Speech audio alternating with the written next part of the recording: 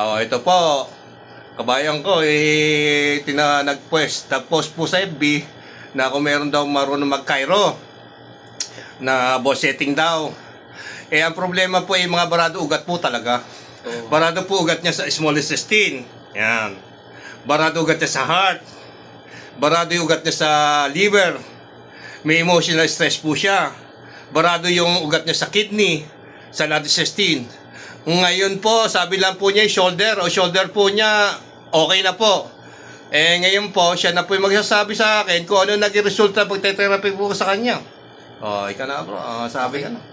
Naramdaman ko, hindi ko nga alam yun. May emotional stress pa pala ako kung ano pa mga sakit. Kinapala ni Kuya, alam na niya eh. Yun, recommend ko si Kuya the best. Nakita mo, di ba? Lahat na inawakan. Wala ka sinasabi sa akin na may pain dito, pero alam na lahat ng Kuya, may pain kung saan may connection. Kasi nga may connection po ang muscle sa ating organ at sa ating nerve po. Yan po ang totoo. Kapag may barado ugat, may muscle pain po. Yan po Pag may muscle pain, namamaga po yung muscle, tinatawag po ng mga masahista na lamig.